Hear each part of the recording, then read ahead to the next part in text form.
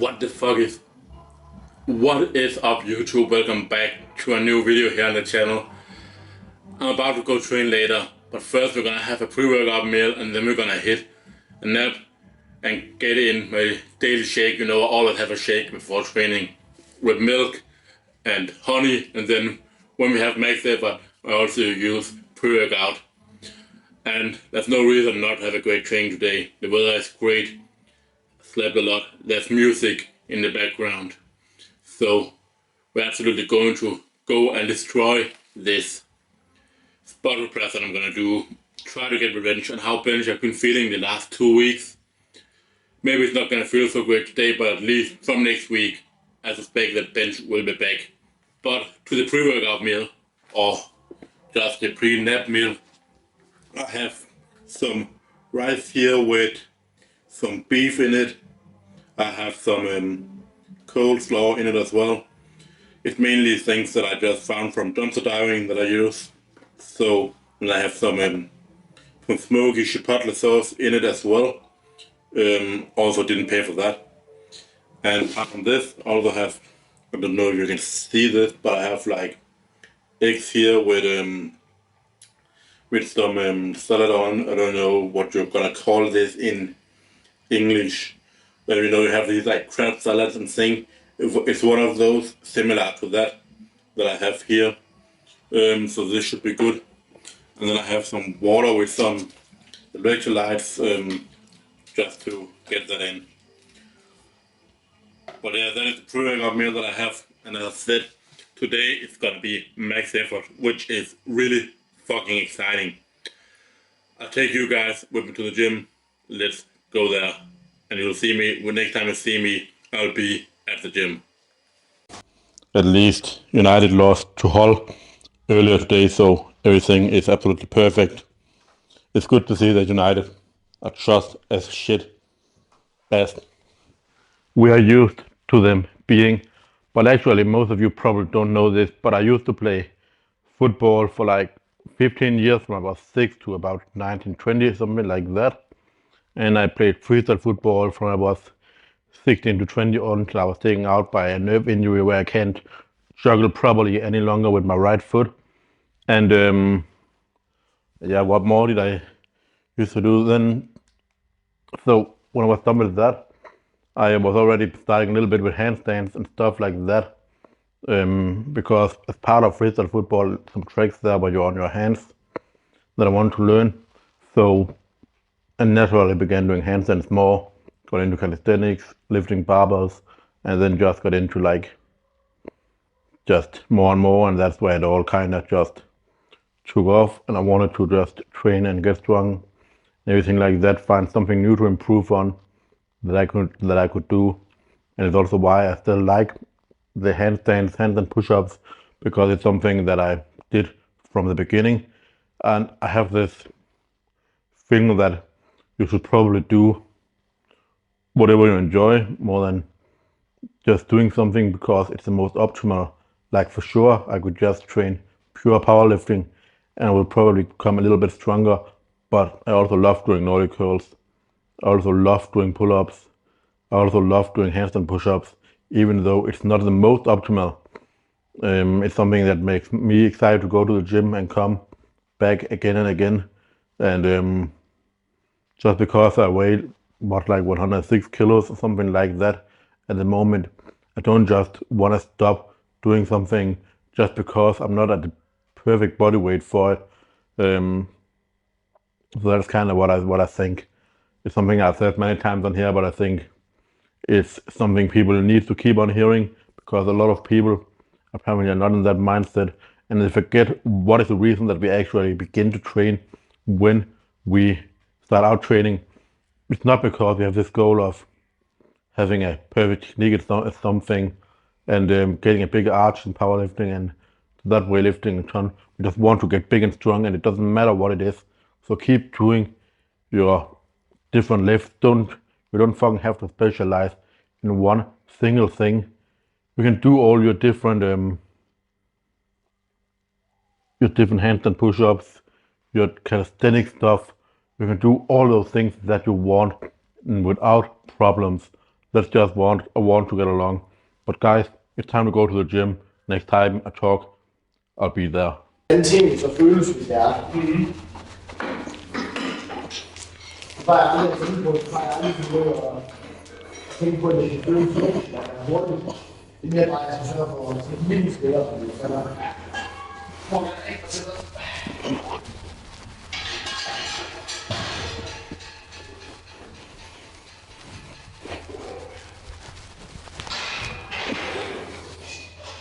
Vi har styrkeopskuldninger, så gør det rundt. Ja, præcis. Det er noget, ja, det er noget, man kan godt lide, at man har sådan en overføring, hvor der er selvfølgelig stort, så det kan være svært. Ja, man skulle her, der er en sportsag, det er sko, der er en fin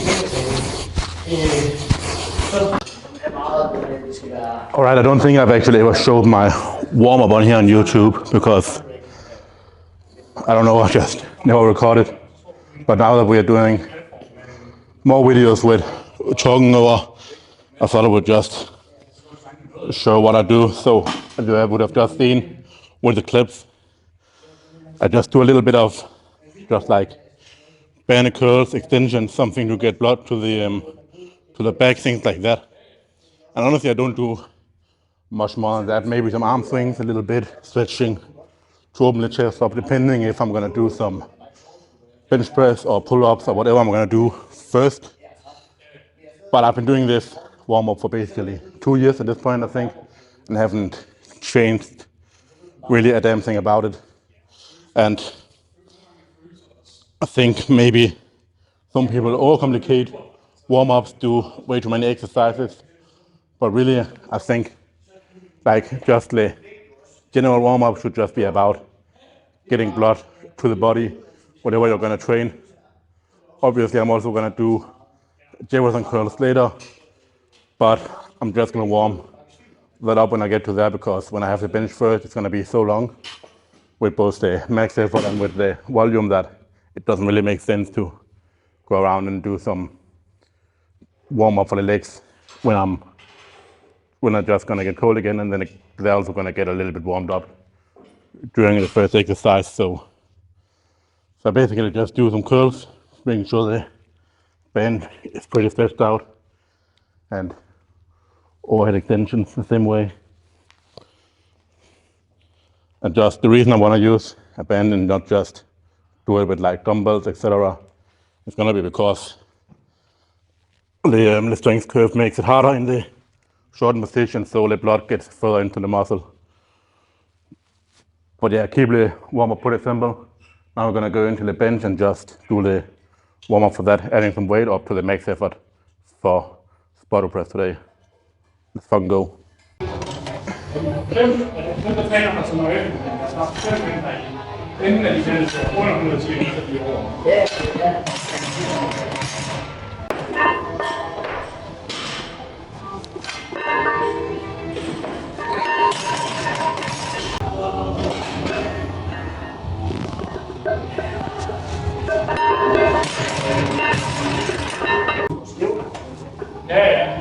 Altså, alle over inden, det er lige tænkt over det.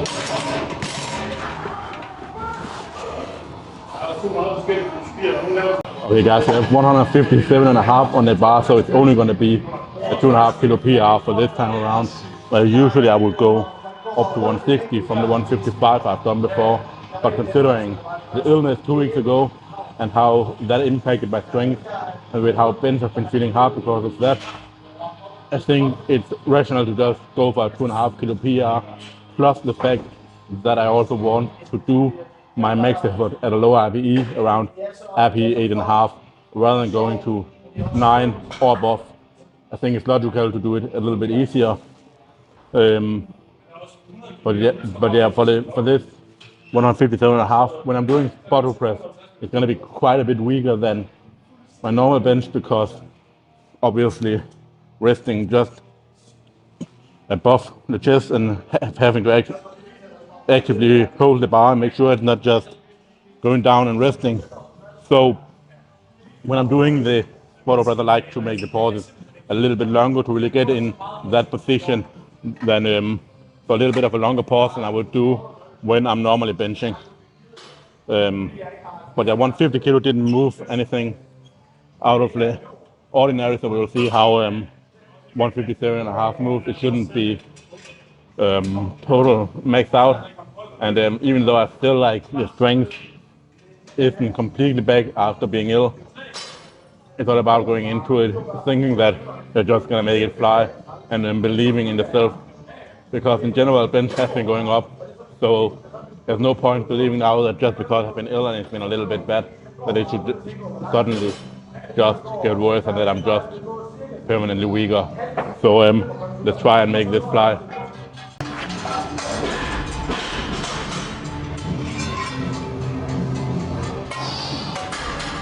Oh.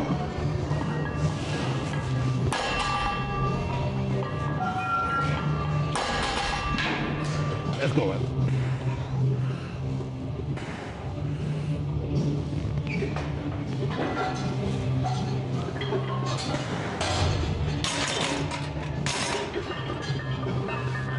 All right.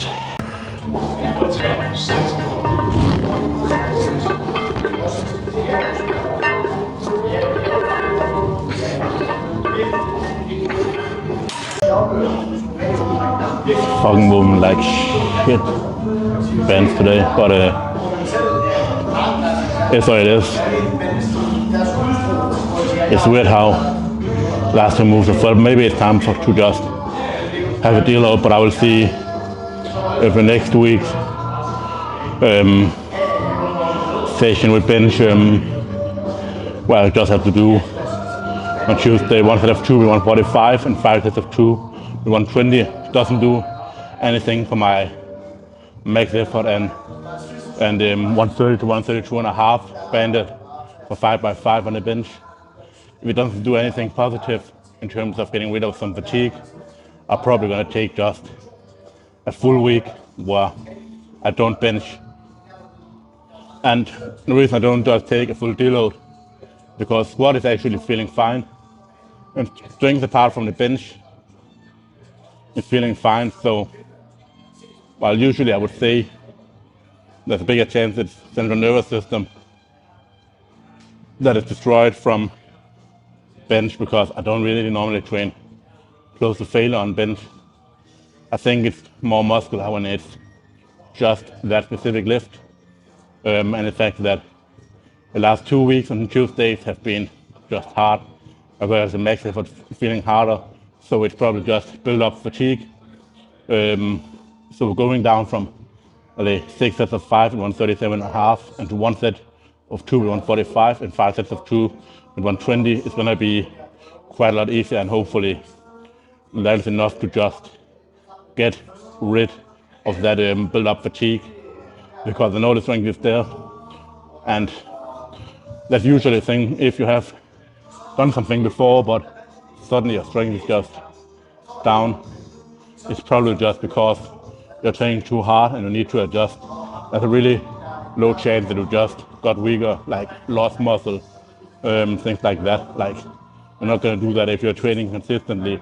So most of the time, if you cannot perform to your best, and like to what you have done before, there's a chance that you're like, not just a chance, but it's obvious that you're just overtraining. But we're gonna get the last 2 sets done. I'm still trying to just make it move and just push as hard as I can, create a proper tension on the bench with depressing my shoulder blades and pushing through my feet, trying to extend my legs. But yeah, it's feeling a little bit harder than I wish for the second week before adding so much weight for the next one.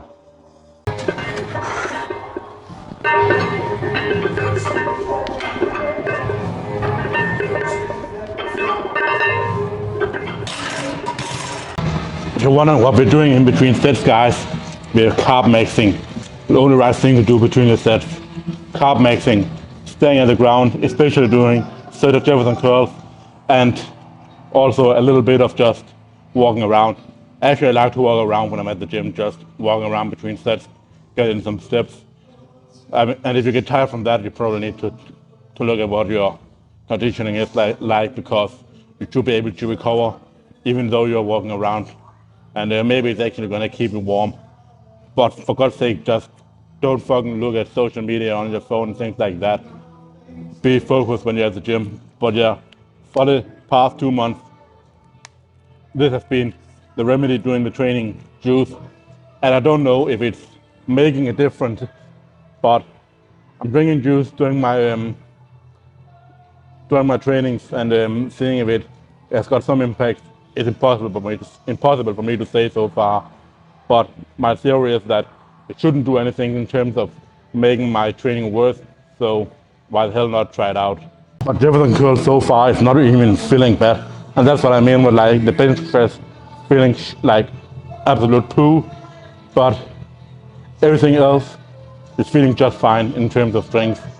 And therefore I think it's just about finding out how to get back with a strong bench.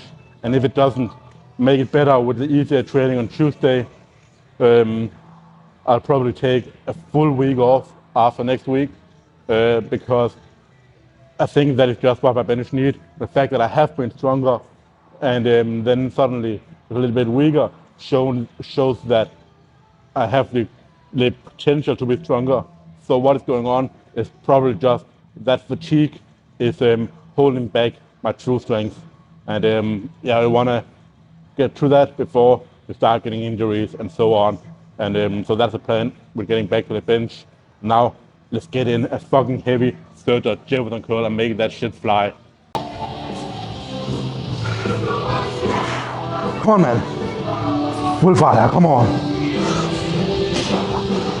Great grip, full stretch, keep your feet locked. Come on.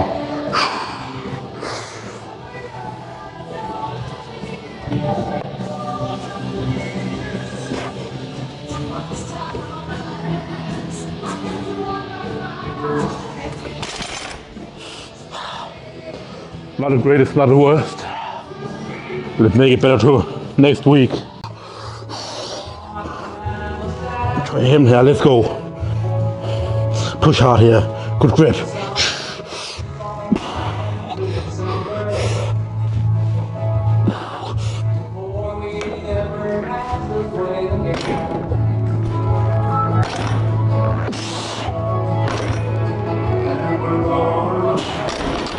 Hell yeah, man.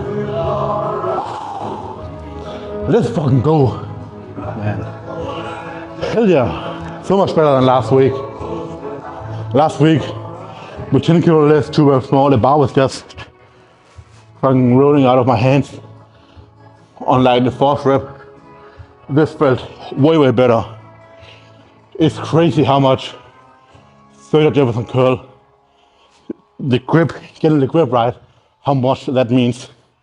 Like, people are just gonna think that it's just posterior chain, hamstrings, glutes, back. And of course you want to have that strong and have the flexibility be pretty easy. But if you're gonna do a heavy third Jefferson curl, getting that grip properly in your elbows is absolutely a must. I remember when I was working up to trying to get my 170 kilo last year, I had a long time where third Jefferson curl, it just felt bad.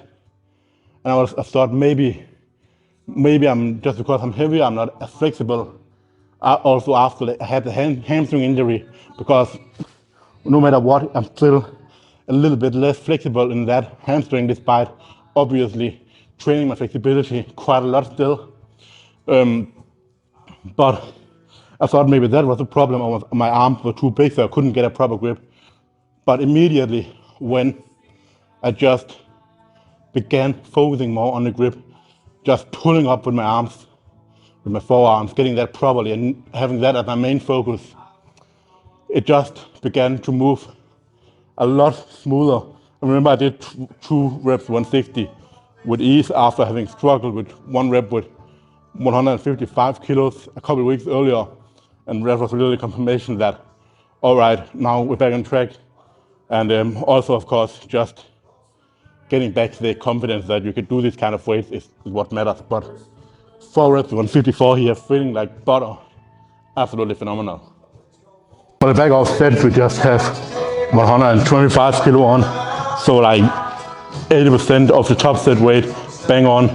I like to just put off a whole lot of weight after the top set, because I just want it to move with speed and not fatigue myself, because I've already done one hard set and I've done a pretty heavy Jefferson curl. So now I just want to get in some proper volume with 3 more sets here and build some more technique and some neuro muscular adaptations. And then I want to use my accessories to build some more muscle. Normal Jefferson curl. Let's go.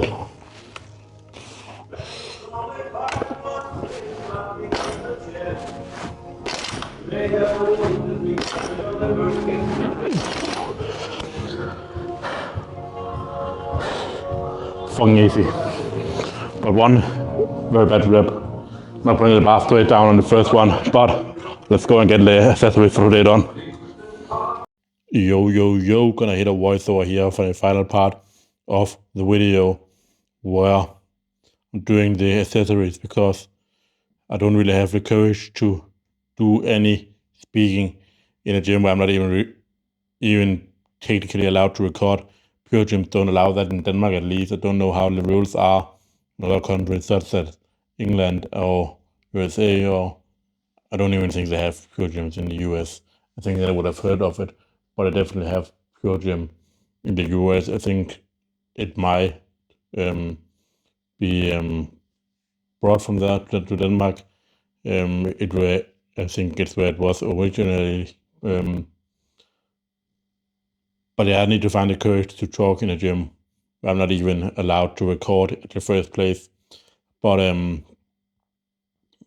the adductors here got pushed extremely hard. Somehow I managed to get 60 reps after the best I think I've done before with 75 and 0.3 kilos or just 8. Like,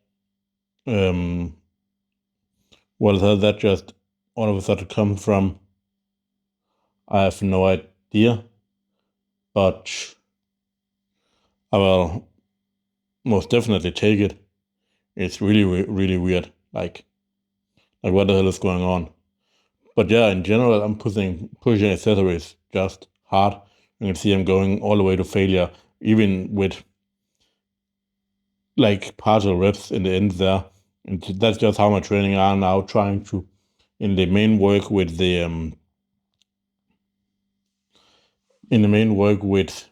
the compound lifts, I'm keeping that quite far from failure, obviously, except for my maxi footwork, and sometimes with my bench on the 5x5.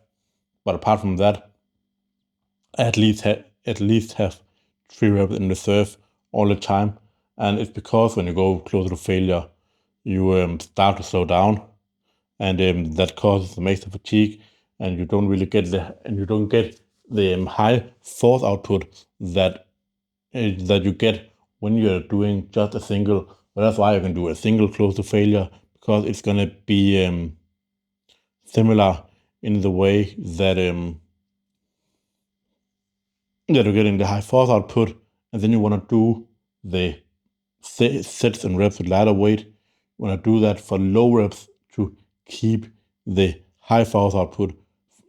So it's going to be a little bit different. The muscle activation study shows when you're doing using lower percentages, not fully to failure, but you're getting the full force production. And I think, to me, that is more important, paired with the fact that you're not as fatigued. But anyways, guys, that is all. I'll see you for the next one. Remember to like and subscribe.